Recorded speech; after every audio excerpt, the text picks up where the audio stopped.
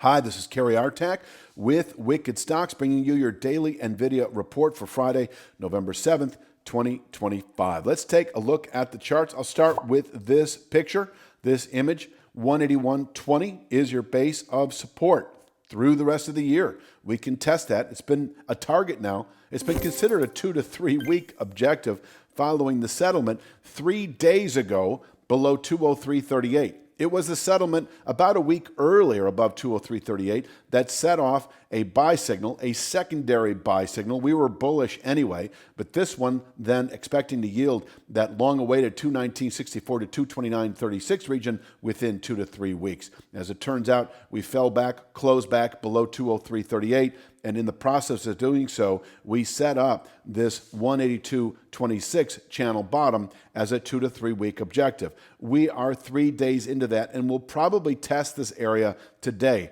On the weekly chart, 182.26 is 181.20. You can see it over here to the right. On the way down, we do have 186.38.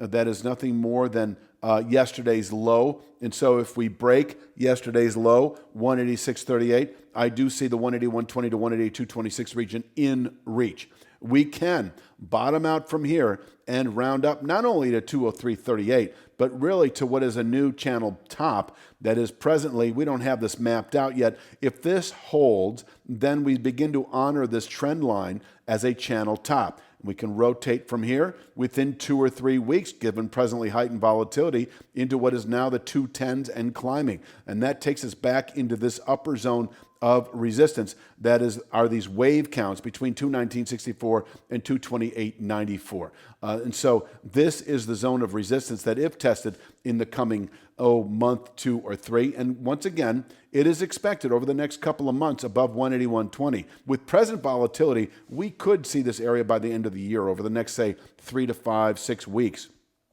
219.64 is part of a range up to 228.94 that can contain buying through the first quarter, perhaps. But we're a long way from that. I will say that if we, close back above 203.38, the bull is back in the driver's seat, and we could make our way up here within 2 or 3 weeks. But we are a long way from that right now. So, downside, we've got yesterday's low of 186.38 as an intraday support level. Breaking it, expect our targeted 181.20 to 182.26. And upside, I've got 196.24, which is a 3/8 upside Fibonacci over the last week and a half of activity. And that can contain intraday, possibly daily highs. Pushing through 196.24, which I think is a long shot right now. I do think 196.24 is in reach, but I'm pretty confident this could contain buying for the balance of the day. But if we push through 96.24, yes, we could see 203.38 by the closing bell, and that is nothing significant. I call that a weekly resistance area. It is nothing more than this former channel top. Once we test it, could we fall back? Sure. It would also be an upward continuation point as we continue into later November. We are very close to reaching our objective, which is why I'm reluctant to consider 203.38 as a short sale into the rest of November and early December. I mean, we will see other elements up here, so this will become fine-tuned over time. But right now, that is still a meaningful resistance area, at least on the next attempt. If you're finding value in this analysis, it's only a glimpse of what we offer. Your real trading edge starts at wickedstocks.com. Each week, premium members receive 2 high-probability stock picks. Each one comes with a complete trade plan, including exact entry, profit target, stop loss, and regular updates so you can manage the trade with confidence. You'll also get daily video analysis in the top traded markets, the SPY, the QQQ, and NVIDIA, highlighting the key price levels, trends, and trade setups we're focused on. Whether you're day trading or swing trading, these insights help you zero in on the highest quality opportunities with clarity. Try it all free for 5 days. Cancel at any time. And let me kind of rifle through these images here. Let's talk about downside. I mean, with what's played out over the last few days, there is a scenario that's easy to envision of closing today below 181.20. And if we do, 180, 120 is the same formation on the weekly chart once again. So if we close today, Friday, the week itself below 180, 120, with present volatility, this could be by the end of next week, this 164.07 to 164.58 region. So I would call this a 3 to 5 day swing trade to the downside. Closing below 180, 120, you're short this market into the mid 160s. Nothing significant about it, just a 3-star support level. I would not expect it to hold long term, but it could hold for a day or for a week. We could get a decent bounce off of here. I will say, as I've said all along, that if we close below 180, 120, I think we've got a good high for the year. And over the next, well, with present volatility, this could be a 3 to 5 week collapse. With more normalized volatility, the better part of 2 or 3 months. In any event, closing below 180, 120, we would expect 148.13 by the end of the year, let's say. And I do think, and I will begin mapping that out and showing it, that the 110s, 120s in reach within 2 to 3 months of closing below 180, 120. So closing below 180, 120, a good high probably through the first quarter. By the end of the year, 148.13 in reach, we get a nice bounce here. But really, it's the 110s, 120s that I would ultimately anticipate with the settlement today below 180, 120. Until then, this is our bottom picking territory.